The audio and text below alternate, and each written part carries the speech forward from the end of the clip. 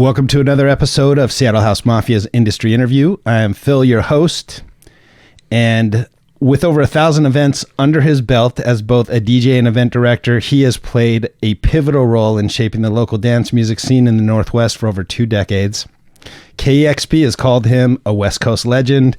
The Strangers referred to him as Seattle House Music Institution. We are here with the visionary founder and president of Uniting Souls Music, Ramiro Gutierrez. How are you, Ramiro? What's going on? I'm doing great. Thanks for having me on, Phil. Dude, thanks for coming through. I've been excited about this one. Yes, I'm glad to be here. Glad we could finally make it happen. Yes. And just to thank you in general to you guys, Seattle House Mafia, for doing this. I think it's a great service to the community.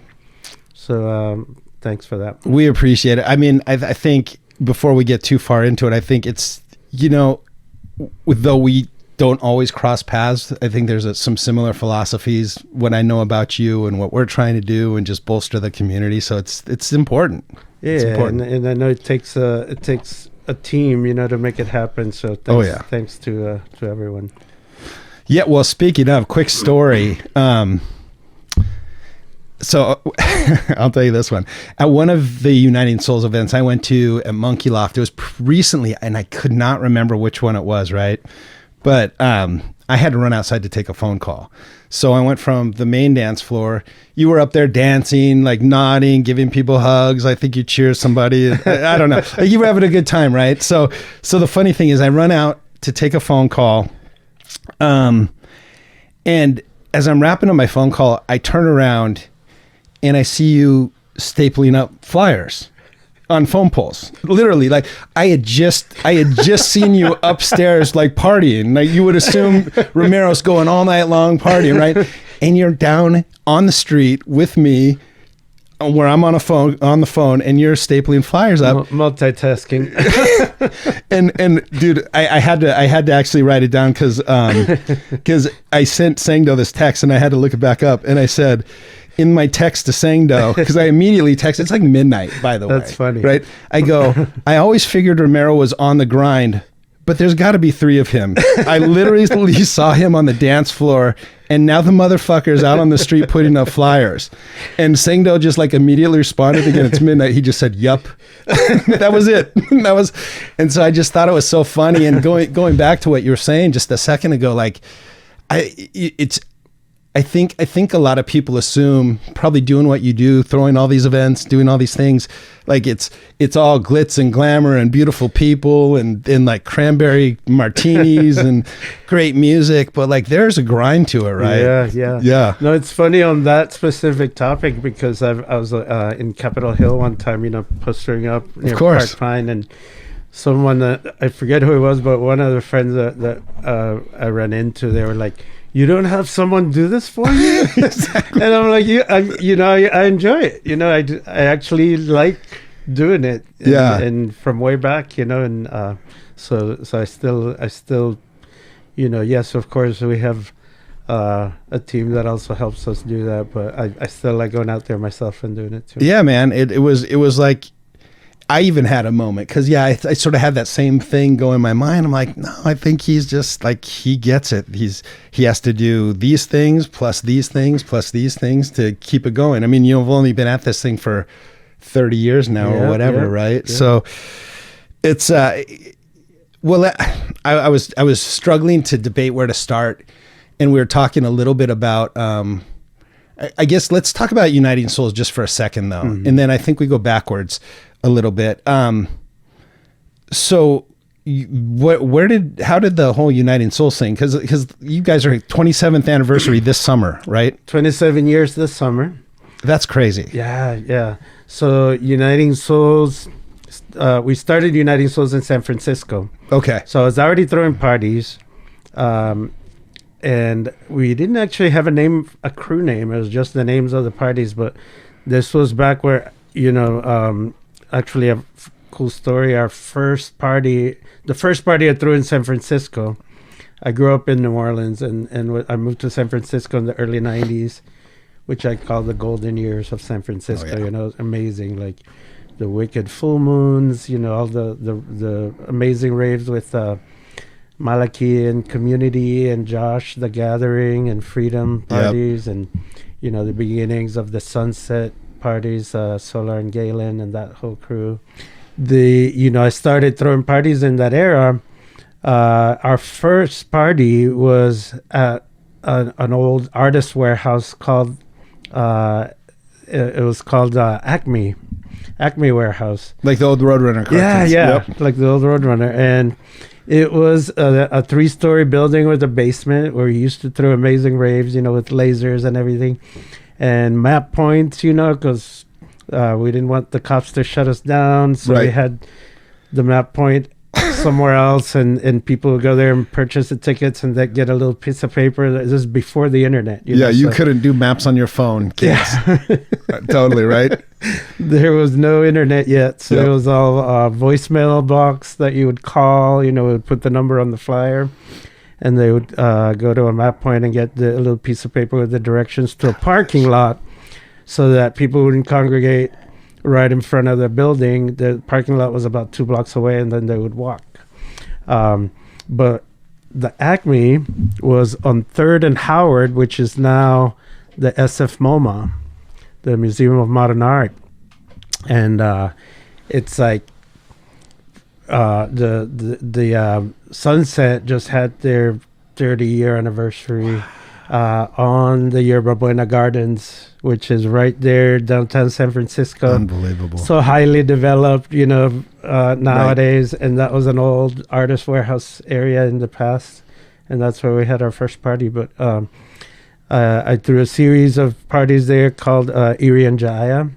I liked the tribal aesthetics of some of the native tribes in that part of Indonesia. So we kind of tailored the events based on that whole tribal look and feel and culture. And then after throwing parties for a few years, there was one benefit event that I got asked to be involved with. A friend of mine who ran a couple of daycare centers for kids, and he was raising funds for a children's charity. And I kind of opened it up to the community to, try to get as much help as possible, make it successful. And then out of that little group that ended up working on this, we called the party for the children. And out of that little group that we ended up working this entire summer on this event, we ended up working out so well that we're like, well, we're going to keep doing this, and that became Uniting Souls. So it wasn't like an annual thing. That was just... It was a one-off. Oh, okay. For the children. So for the children became Uniting Souls. Wow. Where Mikey Tello of Pillow Talk had just moved to San Francisco. I met him at Emily Griffin's house. So I've known Emily since the mid-90s. I did not know you'd go that far back with Emily. Yeah, so she... Wow, small world. She was part of the eclectic crew back then that was throwing the most amazing drum and bass and jungle parties in San Francisco with DeMarie from Ground Score. And in her living room, I met Mikey. So to this day, Emily says United Souls was born in her living room, I did not know that about Emily. That's funny because she came in here and talked about the drum and bass scene. Oh, and cool. She was in the San Francisco scene at the same time. She may have mentioned, but I don't remember that particular conversation that you guys were in her living room. Yeah. So she used to host a radio show called Future Breaks at the time on KUSF. Yep. And we would bring artists through there too, and we would have shows, and her radio show would get played on all the shops on Haight Street. So you could go on a Saturday afternoon and hear her show on playing through the speakers on the shops. And it was Mikey Tello who's now in Brooklyn, his band Pillow Talk. He was like, when we were trying to pick a name for the crew, and it was names are really hard. Oh my God. Finally, totally. After several meetings, we're getting down to the wire where we have to decide because the flyer has to be published, has to be printed, and Mikey was like, you know what, fuck it, why don't we just call ourselves Us, because that's all it is anyway, it's just us. And I thought this is before Fubu, the brand, right? So I was like, oh, we could go somewhere with that, like party for us, by us, or something like, I had, Right. I thought it would be cool. But then us ended up being, someone said United Souls. But then I said, how about uniting? Because ing is present tense, but it's also an action. It's bringing together, Right.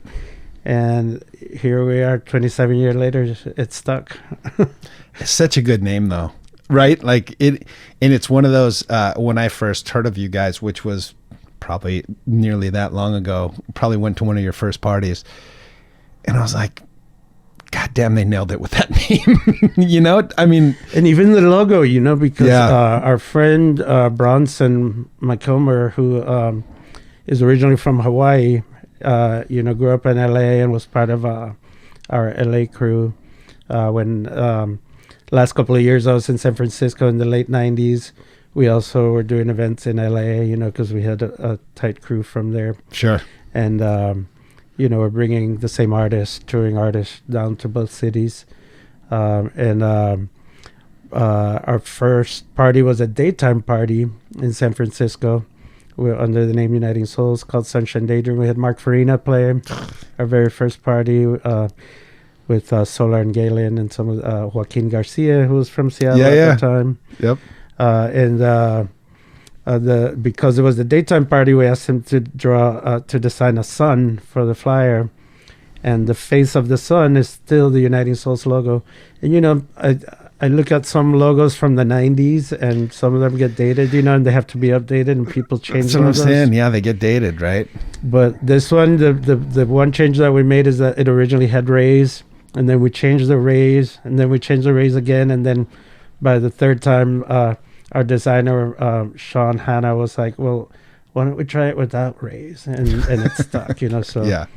It's still, and then one of my dreams too was to start the record label eventually, after we started throwing parties, and all of our close friends and family friends that were great DJs started evolving to become great producers. So the next natural evolution was to start the label. I always dreamed of imagined that sun logo in the middle of a record, and that became a reality too. Oh yeah, I got a few of them back there. Yeah, sure. I have to show you. Wow, that's so wild. So I get that you went. You came to San Francisco in just such an opportune, wild, cool time, right? It was incredible. Yeah. But so prior to that, I know we just touched barely on your childhood, but you didn't grow up in the U.S. No, I grew up in the Caribbean coast of Nicaragua. Okay. A small town called Bluefields, which was a mix of cultures. You had the Afro-Caribbean heritage there. The Caribbean coast of Nicaragua used to be a British colony. So not quite what you think of when you think of Nicaragua, more like Belize or Jamaica. And my parents were both in the medical profession. They got sent there when they were really young from the Pacific part of Nicaragua, which is, the Latin Hispanic heritage. Yeah. And then you also had the indigenous natives of the Caribbean coast, the Mosquito tribes. So even though it was a small town, it was a really cool mix of cultures, which reflected in everything, the food, the music. As a child, my parents, there were these indoor-outdoor clubs, music clubs, or live bands would play Caribbean music, and everyone would dance, and, people would go and have dinner parties there, and you could bring the kids, so since I was a little kid. This was 80s, late 70s? Late 70s. 80s, yeah, okay. Mm-hmm. And then I was 12 when we moved to the U.S. We moved to New Orleans. Left Nicaragua because of war. Sure. In the middle of a war, the last year that we were there, schools were canceled. So, my parents, we were the fortunate ones, the ones who could leave and could afford to leave, Okay. And didn't lose any family members in the war, fortunately. And were able to leave and come to the U.S. And growing up in New Orleans was another place, super rich musical culture. Yeah. So it was pretty awesome. And there I naturally gravitated, being an immigrant kid. I was a shy kid too, very introverted. Took me a while to break out of my shell and become more social, but I naturally gravitated towards the subcultures, because I was different. I felt different, like not the mainstream. Yeah. So from an early age, so I was into punk rock and new wave and all the alternative bands, of the 80s. Growing up in New Orleans in the 80s, I got to see everyone, of course, touring bands come through New Orleans. So I got to see everyone from New Order to, of all the classic, bands of that era live, like anyone you can imagine. It was pretty amazing. And then, of course, there's the whole New Orleans music side of things. Right. Some pretty amazing bands too, and musicians. Jazz and Zydeco and all these. And funk and blues. And then there's a pretty strong punk rock scene there too, with like, I used to publish a fanzine, got to interview Milo of the Descendants. No kidding. And, Henry Rollins. When like you got to interview Henry Black Flag was still together. Henry Rollins. I wish I had those fanzines still. I don't have any copies. I used to, again, this is before the internet, so I used to just literally copy and paste. You put these little cardboards out of magazines for the headline, and so cool. Yeah, and then some of it was typed on a typewriter, some of it was handwritten, and had illustrations by other people. But then is when I started throwing parties. A lot of my friends were super talented and were in bands. Stanton Moore, who's now like a really well-known drummer, he's in the band Galactic, has a couple of projects, jazz projects too outside of that. They own Tipitina's in New Orleans now. Wow. And they headline Jazz Fest every year. So he was a teenager. He was an amazing drummer in this punk band. And I was trying to, get them bookings through different friends who would produce shows and, then other friends too. And eventually, I was a singer in a band too. And eventually we started throwing our own parties, where we'd book our friends' bands and, started doing it out of the garage in our house when we were teenagers.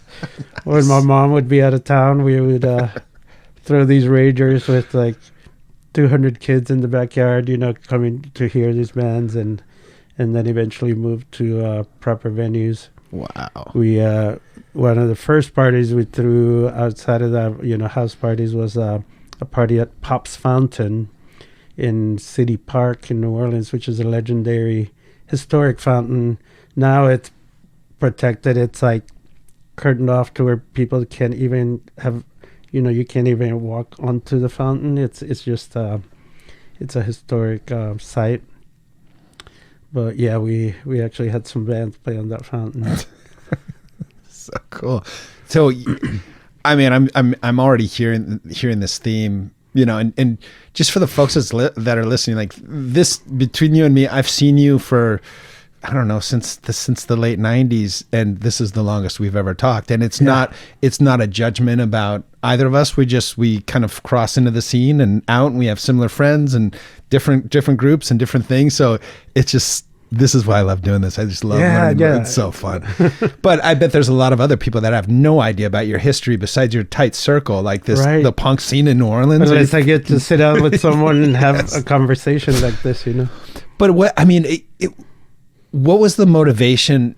So I understand you have a lot of talented friends and you wanted to make these connections, and it sounds like you want them to be successful, right? Yes. It was just, you wanted to bolster up your friends and this scene and build this thing and this community. And that seems to be a theme with you in general, right? And that's still, like the mission behind the record label. Yeah. For example, nowadays, a lot of emerging talent that's, I can help showcase their music, on a global scale.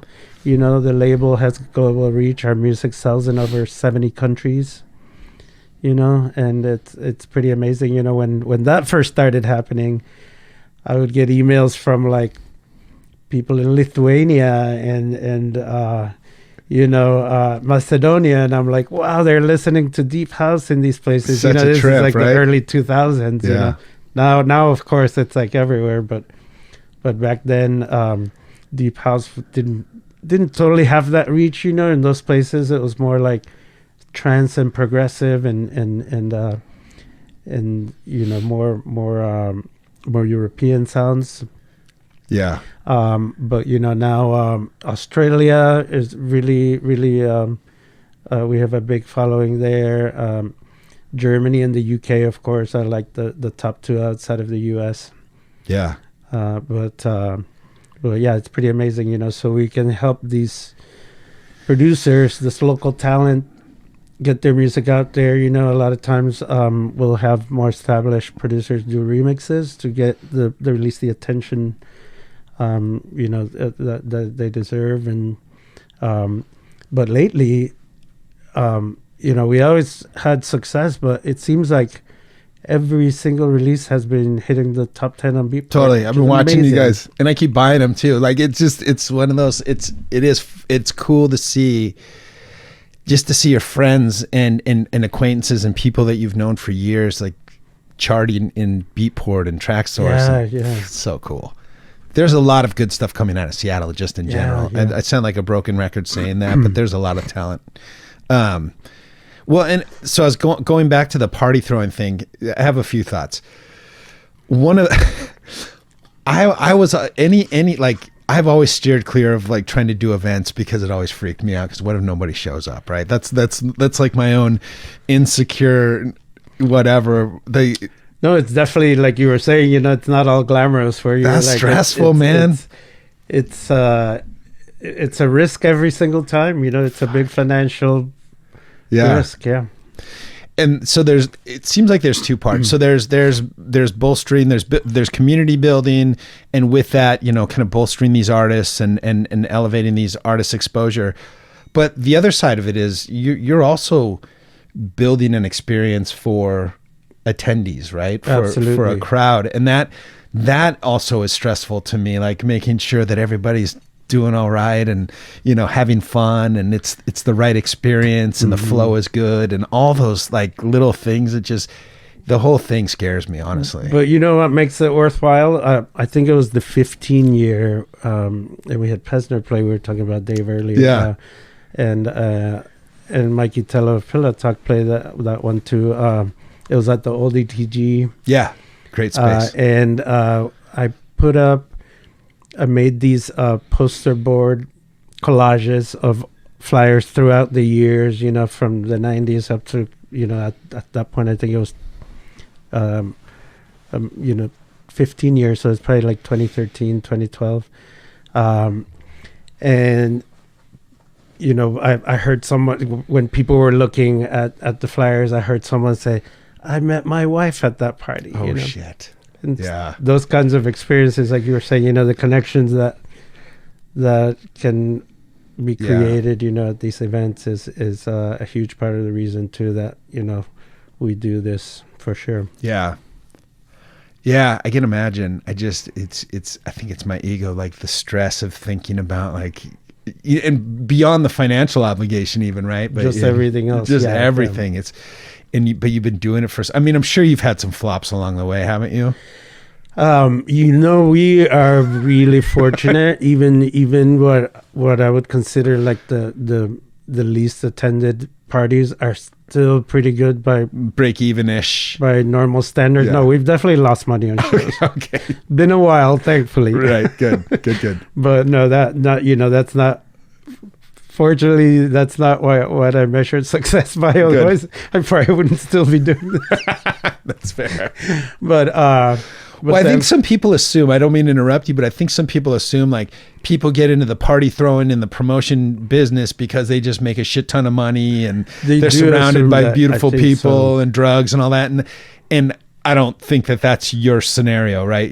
I think there's a much more like authentic motivation behind it sounds like. But Yeah, I think people are under the illusion that anytime you throw a party, if it's crowded, like you're making a killing, and I don't know if that's the case, right? Yeah, you know, the venue, unless I were the venue owner, you know, then it might be different. But you know, the venue takes a percentage. You know, the touring artists that we book have you know, high fees, and you know, maybe we actually do better when we have just locals nights than when we have headliners. But you know, we bring headliners almost every month to our monthly. Yep. Because we love the music, you know, and we want to build that experience. But yeah, we actually make less money when we have headliners. Right. Even though the ticket price is higher to, you know, be able to make it all work out. Yeah. Mm-hmm. Well, yeah, and I know those headliners. I mean, they may be flying from out of country sometimes, you know. And yeah, and I mean, it's you know, it's what it is. It's rightly so. I mean, it's yeah. Yeah. And so I was trying to figure out how to ask you this. So, but you also, I don't want to just sit here and focus, because you're known for your events, right? People show up to your events. You know, you're going to get like, there's a bar of quality and experience that you're going to have when you go to a Uniting Souls event, which is, you know, when you see it, you're like, all right, I know it's good. And it's been that way for 20 fucking years, right? Like, it's like your events are solid, but you're also a DJ. And you also do some A&R, you know, you run a label. Like, how do you separate, or can you, like, Ramiro the DJ versus Ramiro the event producer versus Ramiro the label manager, and you know, and then managing artists, and then also booking and doing all this other shit. Like, it's a lot. It is a lot, and you definitely have to have, you know, it takes a lot of time management for sure, you know. I start prepping for sets well in advance, because I know I'm going to be busy with all these other things, you know, so it takes time. You just have to make that time happen, balance it all out with the rest of life too, besides the you know, the many hats that we wear. You know, we have friends and hanging out with friends' kids, and you know, relationships, aging parents, like the whole other jobs, right? Yeah. So yeah, it's a lot, and I just love every minute of it. Yeah. So, you know, but I feel like DJing is, I guess it's DJing's more right brain, more creative, right? And then all that like very specific, detailed work where you have to make sure, you know, the guest list is sorted out, and the security is happening, and the gear is there, and the riders, you know, the guest riders met. That's why I love when other people book me, when I'm booked at an event that I'm not producing. Oh, you don't have to do anything. Because all I have to worry about is my DJ set, you know, not the rest of the event. Yeah, totally. For sure. Yeah. And, you know, I do play some of our own events, but, you know, I've learned over the years, like the timing of it too, you know, like the whether it's an opening set or, you know, the flow of the night will obviously depend on who else is playing. Right. Who else we've booked. But I just love doing it, you know, and I think that I've been fortunate that, you know, not only have I been DJing for, you know, 27, 30 years, but, you know, pretty consistently, like at least once a month, sometimes 4 times a month for that entire time, you know? Yeah. So that kind of experience, I think, just really, I'm pretty fortunate to have that, because that has allowed me like a unique way of connecting with the crowd, you know, and just feeling out like, you know, when, you know, sometimes I have an idea of what I'm going to play, but then that can go in a different direction based on what the crowd is feeling, you know.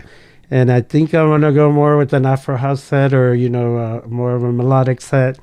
And then the dance floor is kind of like, I can tell they're feeling this more, so I go in that direction, you know. And I think that, you know, especially for more up and coming DJs, you know, it's really important to like be in tune with that, you know, and not just because at that point it's not about you, it's not about your own ego or what you want to do so much as it's co-creation with the dance floor, you know, with the dancers and what what the dance floor's feeling and what's best for the party, you know.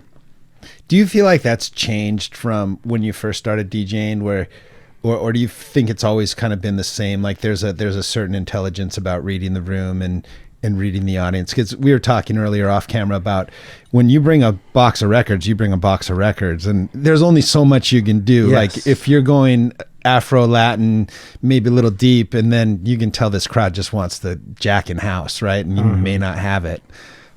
Or do you think it's always been sort of the same, like make do? I guess that's the question. I think it's always been the same, you know. Yeah. I mean, with digital Makes it easier. music, it definitely makes it easier because you can have a lot more. You know, Yeah. obviously now you have even the streaming stuff, you know, where you can have access to everything. So that definitely makes it easier, you know. Yeah, when in the old days we were limited to what was in the crate. Right? Yeah, what was in the crate, and especially if you flew for a gig, you know, you didn't have 3 crates with you. Probably you had Right, one that you very carefully packed, hoping that it would be all right. That it would be enough. Yes, yes, Exactly. Well, and then the other thing I was going to ask you about just the DJing piece is, do you find, I didn't connect this until now because I'm kind of slow most of the time, but do you find that DJing actually makes you a better event producer and vice versa? Because it sounds like it sort of does. Like I think so. Yeah, I think so too. You know, it's funny. All these years, I've never been asked that, but that's a great question. It just dawned on me this second. And I think, absolutely, I think so. Yeah. Yeah, and I'd imagine like just being able, like you playing between 1 and 4 times a month for the last 27 years, knowing what flows typically. I mean, at the end of the day, humans are somewhat predictable. Like there's always a little bit of variance here and there on the edges, but knowing what you know, I can imagine that helps you even with like time slots and who you're bringing in as a headliner and what kind of vibe. And yeah, that's interesting. Yep. And that may be whether we maybe uncovered a piece of your success. Who knows? Maybe I want to take some credit if we do. I don't know. Yeah. Yeah, that's very cool. And so when you went from New Orleans to San Francisco, that was to go to college? Yeah, so I started college in New Orleans. I went to Loyola. Okay. And it was pretty cool right there on St. Charles where the streetcar passes. I used to take the streetcar to high school, and then when I was in college, I walked because I lived right down the street from there by Audubon Park. But I was in pre-med.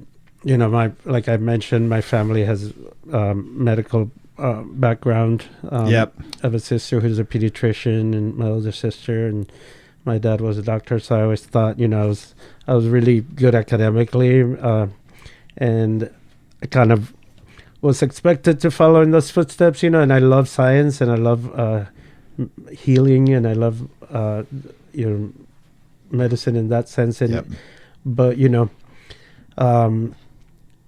first of all, you know, Western medicine isn't totally, you know, there's more than that, you know, like more holistic approach. Agreed. But also, I was already so involved in music that I was like, well, you know, when I was getting close to time to making the next step and deciding for medical school, I was like, that's 100%. You know, you can't, like thinking about residency, all that shit. You can't go to medical school and do that part time. You know what I mean? It's a full time thing. Be out till 4 a.m, and then I wasn't ready to give up music, and I thought my mom would be. I was really scared to tell her that I wasn't going to go to med school, and instead I was moving to California. So that was like, you surprised your And when I told her, she was like, "Do you have a budget? How much money do you have? What are your plans? What do you?" I was like, "Okay, that wasn't quite the reaction I was expecting, you know." But you were kind of expecting her to almost like disown you, to try to talk me out of it. Yeah, she wanted the son to be a doctor and whatever, but that wasn't the case. She was always really, you know, she just wanted me to be happy doing whatever I was doing. Very supportive. That's always. Cool. And even though for many years after, she was like, "Are you sure you still don't? Are you sure?" So at the time I moved to. I thought I was going to move to LA because I had a lot of friends down there, and I'd visited there quite a bit.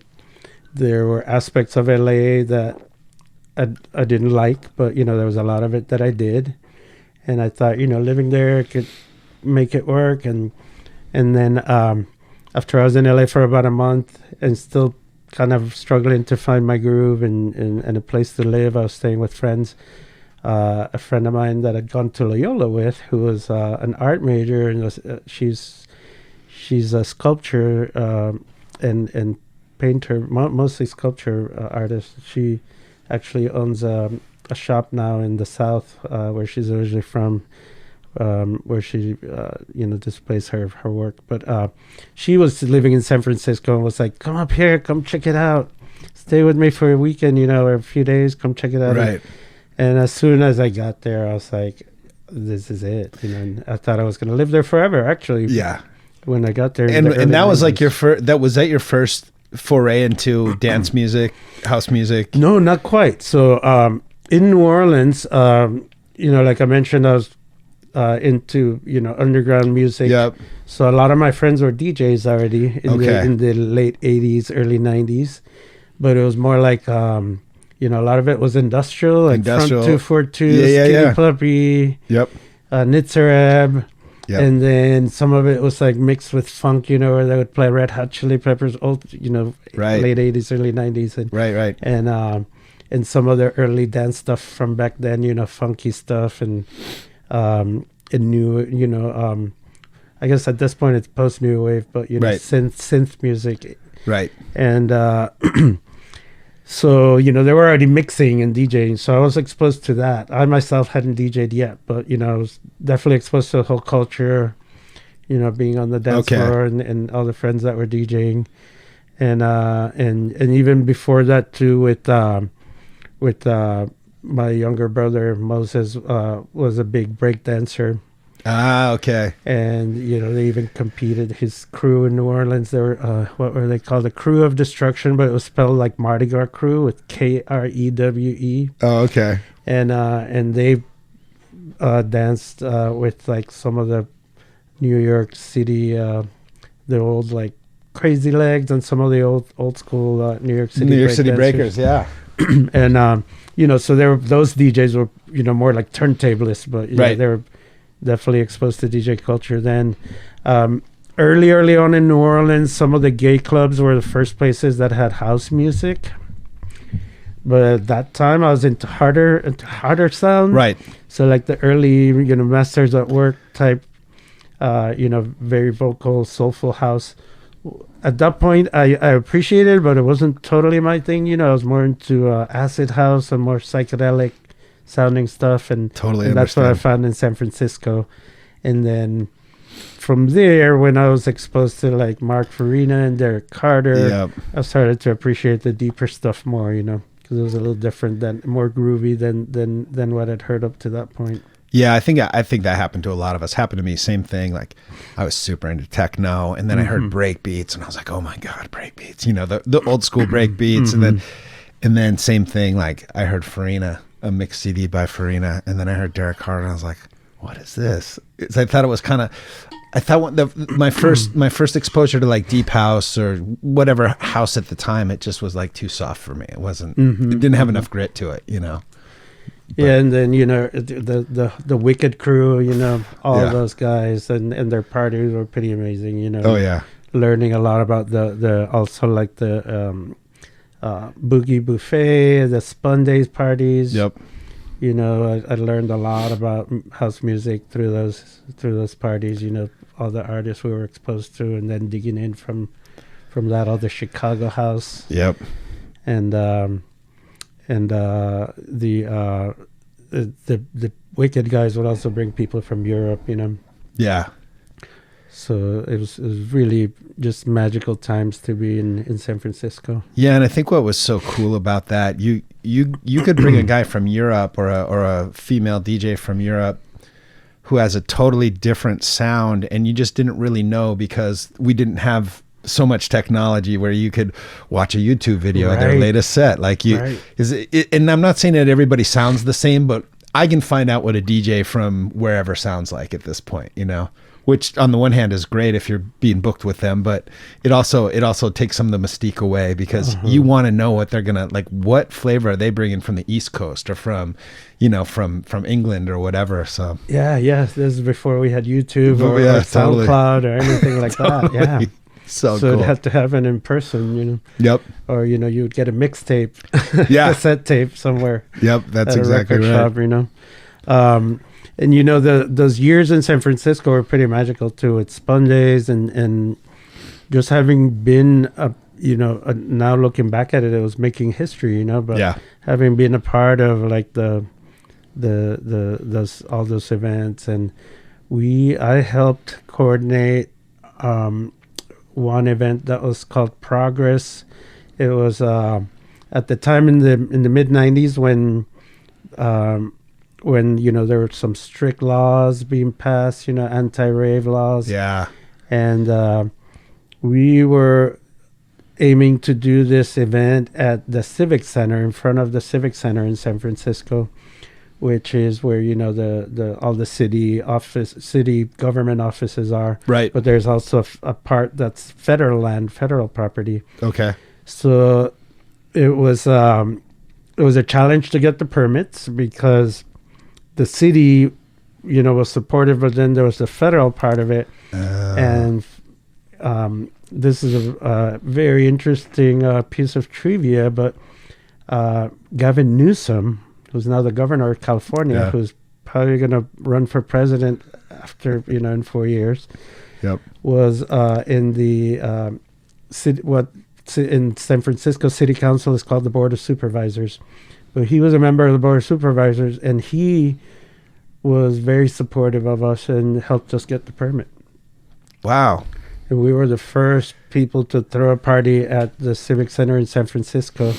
After that, they started doing more and more, which eventually turned into the Love Parade, the Love Fest. I don't know if you remember. Yep, I remember doing that for a while. And yeah, so it started with a small event, but we had Doc Martin and Stacy Pullen play, and then a bunch of locals. You know, it was all to raise awareness for this, the you know, fighting the crazy laws that were being proposed in Congress at the time. Interesting. Yeah, so even San Francisco had a little bit of their own war on raves and or underground culture, or whatever we want to call it at the time, right? Yeah, but it was federal too, you know. So we were trying to. Oh, got it. Yeah. I think at the time, you know, obviously, you know, the federal government can also impact everything. So not just the local laws. They can kind of put their foot down and make the call, and it's like they usurp everybody, right? When it comes down to it. Wow. And then what was the event that brought you up to Seattle from? Because you sound like you were pretty deep in the San Francisco scene doing cool shit. Yeah. So, you know, the change was, I started coming up to Seattle quite a bit with a group of friends after, I don't know if you remember Justine Devers and Lena Devers. They were sisters. It rings a bell. And they moved from the Bay Area to up here. And then a group of us would come visit them on random weekends, you know, like 8 to 12 of us on the plane, you know. We would come up here from a Thursday to a Monday and had an amazing time. So I was like, Seattle's awesome. Right. And then started, you know, making friends up here. And but I had a corporate job in San Francisco, you know, to be able to pay the bills. Sure. And just kind of getting more and more responsibility there at this company, where I felt like I was having less and less time and energy for music. And I'm like, this needs to change, you know. And in San Francisco, you know, 2000 was like when everything started going crazy with like the you know, inflation, the prices of everything and rents and so when you know, Seattle at the time was way more affordable, and I thought, well, I sold some stock options that I had in this company that I was working for. Had a good little cushion, and I'm going to go up to Seattle and see if, you know, I can make it happen there, where I can have, even just a part-time job, and then have more time for music, Got it. and be with his friends. And Seattle had the same things that I loved about San Francisco, the nature really close by, and the culture. Was the scene was a little bit behind San Francisco, The scene was a little bit which behind, was to your advantage, right? which I also saw as an opportunity, Yep. A lot of the artists that were local, were my friends, like Miguel Miggs and Mark Farina. I'm like, that some of them had been up here, some of them hadn't yet. And also, room for growth up here for sure. But it's interesting because what happened was, so I moved here early 2000, and then I was, after I started to step outside of my little group of friends that I had up here, I almost started to regret it. I almost thought maybe I made a mistake. I was doing great in San Francisco. That's what it sounded like. That's why I was like, why'd you ever leave? Right? Should I go back? I'm like, maybe am I making a mistake? And first, of course, when I let friends know I was considering moving back, of course, they were hugely disappointed, my friends up here. That made me think twice, but then I still didn't have my own place. I was staying with friends. And then I got a call from a friend from LA that was in Mexico. And she was like, you're bilingual, right? And I'm like, yeah, of course. And she's like, we want to hire you to be part of produce this festival in Mexico. Oh, shit. And I was like, just out of the blue, And she's like, I told the guys here that, about your background and all the artists that you've worked with, and you're a perfect fit. And they're down to hire you, we're building the team. It's going to be a 3-day festival on this beach south of Acapulco. And, here's what we can offer you. Here's what we can pay you. And it included, a place to live and meal, just breakfast, lunch, and dinner paid for. An offer I couldn't refuse, and at the time, like I said, I was staying with a friend, didn't even have my own place. I had just quit my corporate job in San Francisco. So I'm like, yeah, sure. Why not? And she's like, there's only one catch. We need you Monday. And this is like Thursday, right? Oh, At that point, even though I hadn't totally become settled here yet, I had already booked my first show in Seattle. Oh, I see. So I was like, well, there's only one catch. I said, I had LCJ Bookham and MC Conrad, who just passed away. So R.I.P. Conrad, big loss. I know everyone's been posting about it. And we were lucky to have him at the Showbox Market, which back then was the only Showbox. Yep. In 2000, in the fall of 2000, I think it was. So it was my second party in Seattle. But I was like, well, I have this show already scheduled, so I would need to come back, for that, because the festival in Mexico was in Halloween weekend, Dia de los Muertos weekend, and this was maybe early spring when they were contacting me, and or late spring, early summer. So anyway, they were like, yeah, no problem, we'll fly you back for that show, the week of that show. Cool. So 3 days later, I was on a plane to Mexico. I was down there for 6 months producing this festival, and it was pretty amazing. It was like a dream come true. The artists that we got to book, we had there was 5 stages, so we had Carl Cox.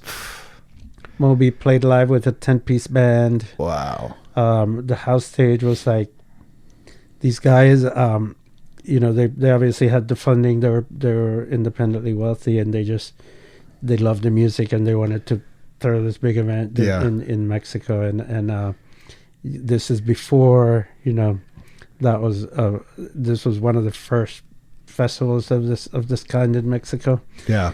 And the house stage had Frankie Knuckles, David Morales, Little Louis Vega, King Britt. Damn. Had Lady Alma Horton perform live, and the way they introduced her during King Britt's set, they were like, you might know her from, and then, you see her come out on stage and she's like, last night a DJ saved my life. Wow. And the crowd was just going wild, it was incredible. So yeah, it was a really magical event. Marcus Wyatt, DJ Heather, Mark Farina, they all played down there. Wow. Amazing. And yeah, so I was down there for all those months, all the way through the festival. Afterwards, I traveled a little bit, went to the Mayan ruins in Yucatan. And then on the way back, I visited San Francisco. And then that kind of just being away, being outside of the country, kind of gave me a new perspective, and I was like, I'm going to give Seattle a chance. Yeah. And I came back and had a different mindset and just, made it home. Wow. Well, and it sounds like, based on how busy you were in San Francisco, if you would have never come to Seattle and you would have gotten that same call, you might have been like, look, I got 7 shows happening. There's no way I can. And I had a job too. Yeah, and a job, right? So and I would have quit my job for a temporary thing. So, but I think that's an interesting thing about life, right? I feel like would that opportunity have presented itself if I hadn't taken that step first? Right. Is that how it works? It's like I took that step, so then that opportunity comes along. It opened enough space for that opportunity. Or would it have come along anyway and I might have said no? Yeah. Yeah. It's interesting how that, yeah. Yeah, that's very cool. And I would just imagine, what was that festival called? Oh yeah, it was Aka World Sound Festival. I want to say I heard about that just because there's so many big names. And the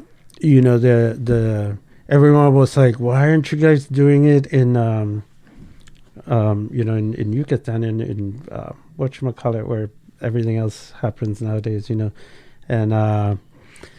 and the reason the guys wanted to do it in Acapulco was because that area is pretty poor. Yeah. So, it would benefit them. And then we did this whole program too, where I went to a lot of the colleges and schools there to recruit students as volunteers from all the broadcasting and media and music programs. Yeah. Who wanted to work on this festival, and gave them an opportunity to be part of it. Got to connect with the locals, and a portion, a big portion of it was donated to charities in the area. Yeah, it seems like that's another theme with the things that you've done. Is there's always, maybe not always, but quite often a charitable element to what you do, which I think is super important, and I think people miss that detail as well. We try. I think it's important, to support the community. Yeah. Outside of the music community too, the community at large, and we're all related, right? It's all related.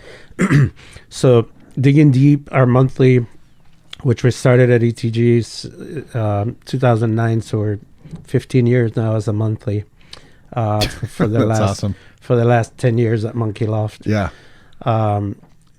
Digging Deep happens on the last Saturday of every month. So in June, it coincides with Pride weekend in Seattle. Right.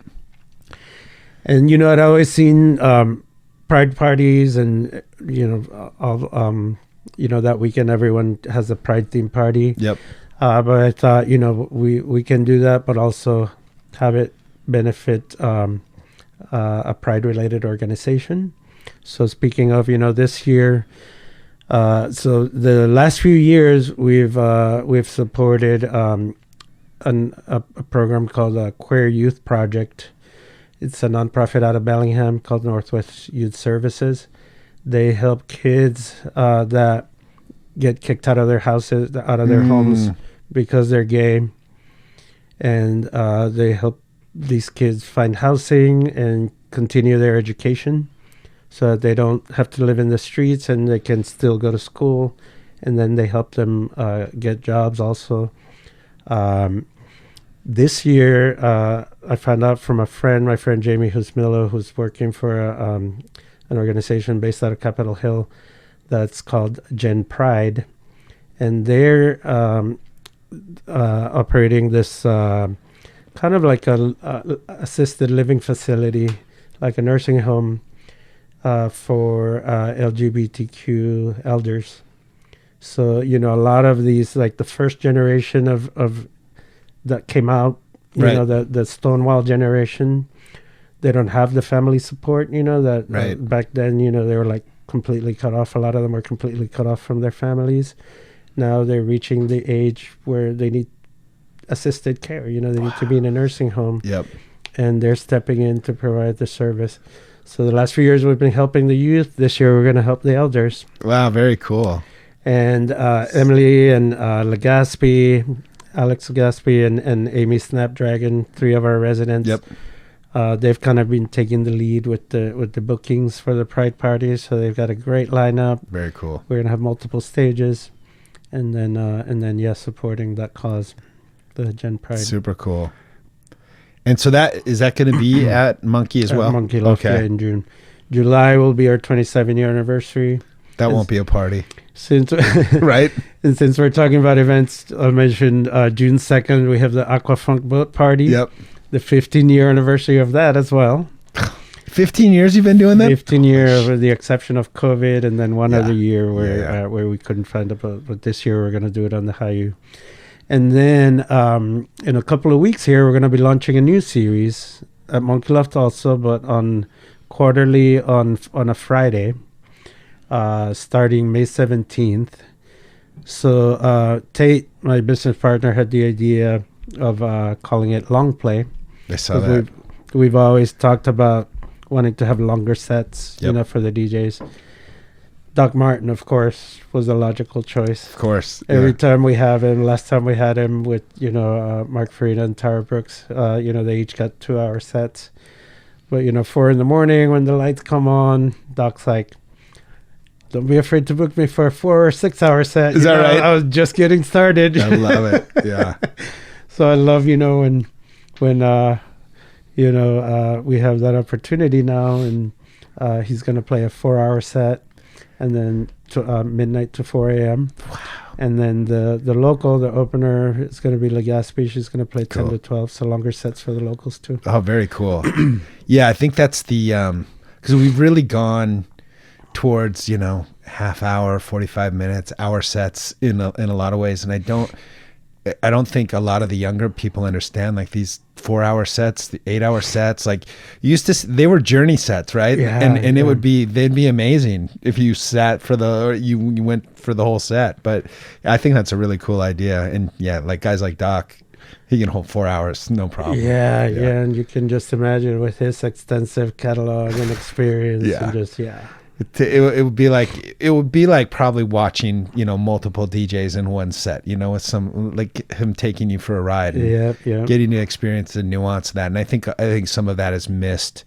And I understand. I mean, when you want to book your friends or you're doing a night and you want to get 6 or 7 DJs on the bill, and you know, I get that too. Right. You know, it's just a different approach. Sometimes, especially for the fundraisers, we'll do that, you know, because then you have wider reach and more support. And, and you know, that's the goal, is to raise as much money as possible. But yeah, it's nice. It's really nice to have a night dedicated to let people stretch out a little bit. That's super cool. Yeah. And then the next one after that is going to be August 16th. And, and we're going to have Justin Martin for that one. Oh, nice. Another great DJ, yeah. And Pesner will play that night, too. Very cool. That's super cool. And that's going to be Monkey. These are all at Monkey Loft. Okay. Awesome. We kind of hopped right into what was going on. You have a lot happening in the present. Is there anything that you do? I mean, I don't even know if you have time. It's almost a dumb question, but I do like to know if people have hobbies outside of music. Like, is there things you do outside of music? For fun? Yeah, you know, we have a friend who's a West Seattleite who hosts karaoke nights several times a week. Okay.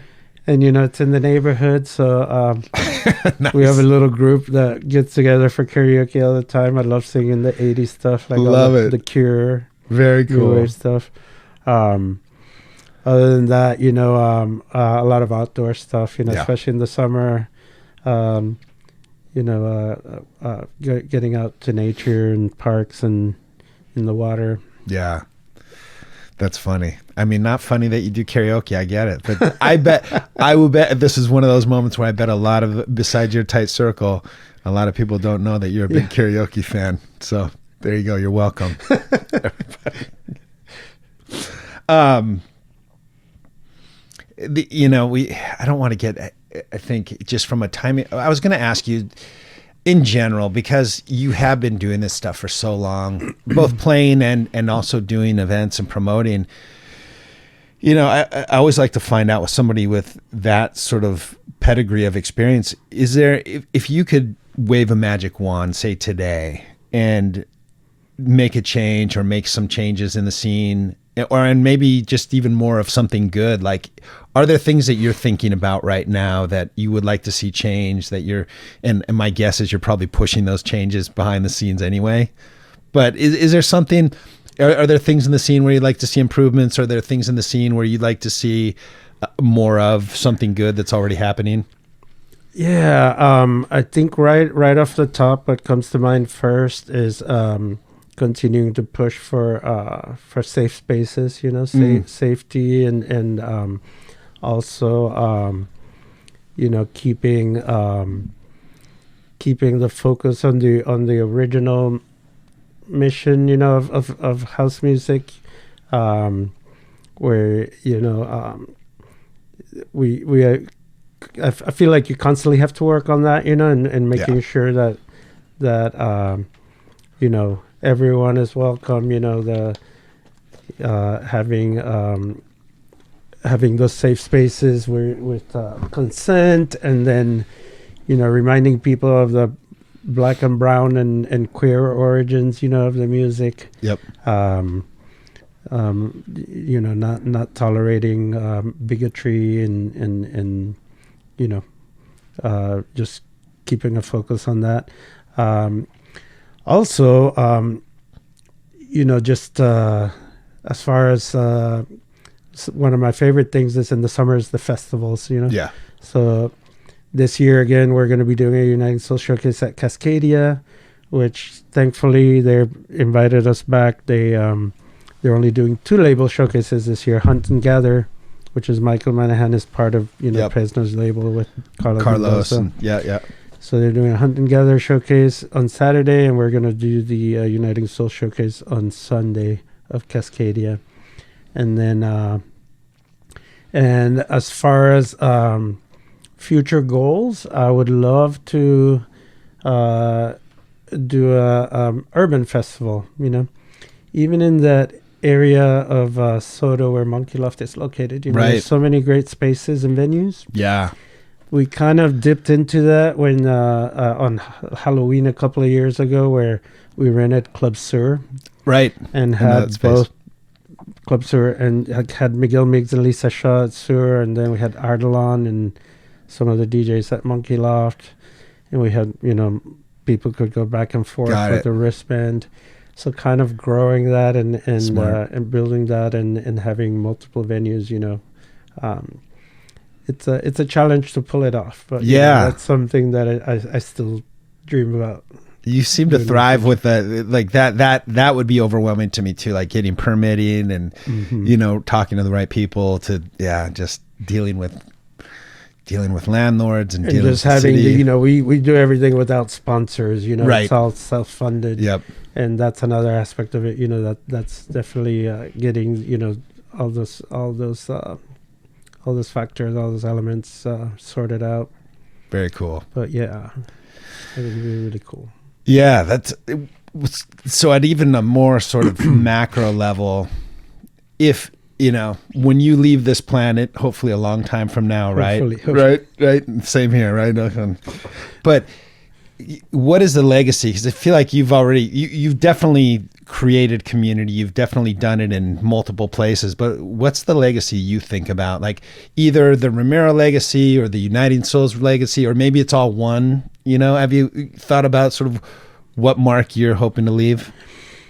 I haven't really thought of it that way. I don't mean to put you on the spot, and that's okay. No, yeah, I just I'm currently, I guess, so wrapped up in the present. Yeah. That, I definitely have future goals, but Haven't really thought about it in a legacy way, but I would hope that it's about authenticity. Yeah.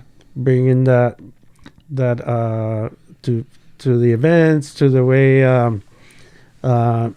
everyone in the DJ culture interacts with each other. Not having it be about ego and like I mentioned earlier, the true ethos of the movement. Yeah.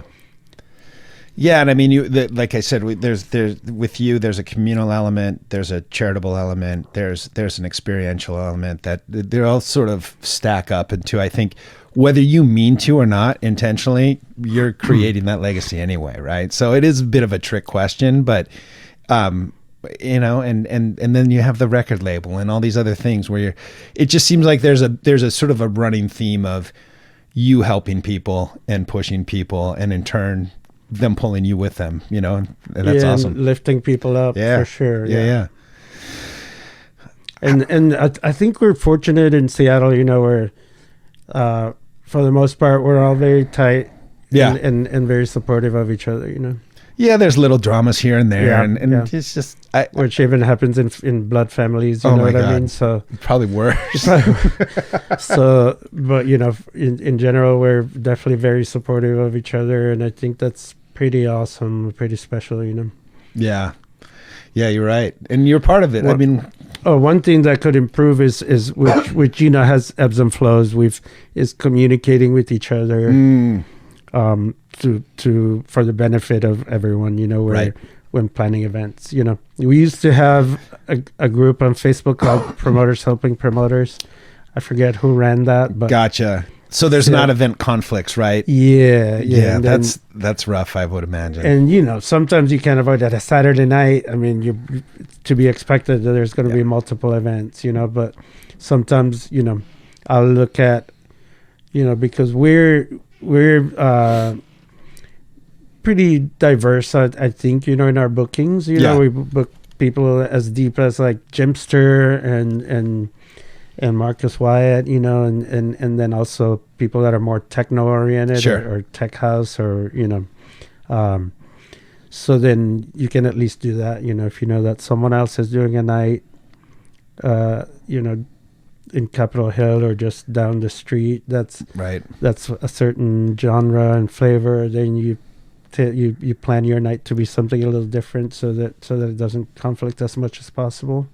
There's friends that have always reached out, like the crew that does Parkadium, in Volunteer Park. I saw that. They'll usually reach out early on in the year, and they're like, hey, when's Aquafunk, to make sure that not everybody's falling on the same weekend. Ours is on a daytime boat party, so that it's not on the same.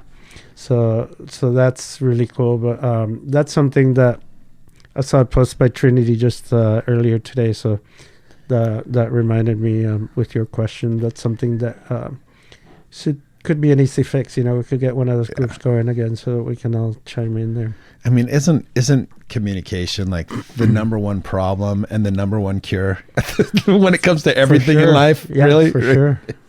And we just write it off sometimes. But I can imagine that being tough when you're throwing an event, and you don't want to step on toes either, and you want to cooperate. Like it's not every man for himself necessarily. You want everyone to win. Yeah, exactly. Well, I think that's a good spot to wrap. But if there's any other shout outs or anything you want to say, go for it. And if not, that's cool. We've talked about a lot of folks. So shout out to the upcoming releases. We have a release coming out by Derek D. Guti. Used to go as Derek Deep. Yep. John Lee did an amazing remix for that. Sweet. That's going to be coming out next month. This month we have Wolf Stacks, Aaron Wolf, who's been doing a lot of tech house. He did some really nice deep house tracks for this release. Cool. One of them's a collaboration with Rachel Vick, who co-produced the track and also does vocals. I'm a big fan of Rachel. Yeah, of course. Yeah, and Rachel's vocals are amazing, so I'm excited for that. Yep. And then with our new label, Eclectic Sounds, we haven't talked about that. We just launched it. Oh, I saw something about that. I meant to ask you about that. Michelle Castrell, who plays the tabla, she trained in India and has been playing the tablas for a long time. Wow. And again, supporting local talent, and we had the idea for the sister label because of wanting to support artists that may not necessarily fit the Uniting Souls branding. Sure.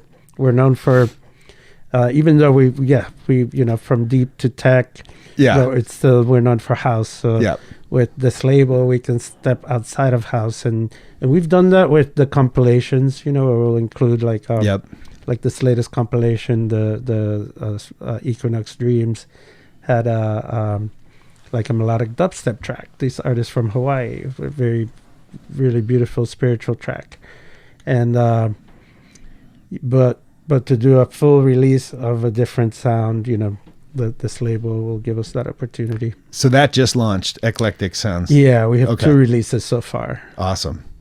And Michelle's release, amazingly, brand new label, went to number 11 on Beatport in Electronica. Very cool. So lots more to come on both labels. It doesn't seem like anything's slowing down for you, right? Are you hanging in there? Not you yet, might need hopefully. A vacation. Not yet, hopefully, but yeah. And then this year too, I'm playing, besides Cascadia, I'm going to be playing Tremulance Festival, Luminosity in July. Very cool. And then for my first time playing there, and my first time playing Imagine on Orcas Island in September. So I'm excited for both of those. Orcas Island is probably one of the, all of Washington's beautiful, but like Orcas Island is like next level beauty, right? And this festival is like the heart of the Pacific Northwest underground community. They have some live acts too, not just DJs, and that's going to be pretty awesome. Very cool. Well, good stuff, man. Yeah. I want to cut you loose on the decks. I think that's the next thing. Thank you. Let's do that. Well, thanks for coming in, man, and thanks for opening up. That was really, really, again, I'd say it was really interesting for me because I just haven't had the opportunity to sit down with you. And I really appreciate the opportunity, because it gives me a chance to, to share some of my background and my experience with everyone. For sure. With which is hard to have the opportunity to talk to every single person at an event, Especially even though I try to say hi, but yeah. Yeah, totally. So it's nice to be able to sit down. Yeah, and your origin story is one thing, but I just think there's so many chapters left for you with what you're doing and who you're involved with and what you're pushing. It's just like a cool journey to watch. You know what I mean? And I have a lot of new music tonight. Nice. I find that, I like mixing it up, or sometimes I'll throw a classic here and there. But there's certain times where like I'm just inspired by a lot of new music. So tonight it's going to be mostly new stuff. Right on. A couple of tracks that I've played before, but most of them hopefully I do okay because I think you'll be all right. Brand new tracks. No judgment. If it's not perfect, that brings a human element in, that's how it is. So, well, cool. Well, thank you again for coming in. Thanks for spending time with us. And I'm looking forward to your mix. Thank you. All right. Let's do it. Seattle House Mafia.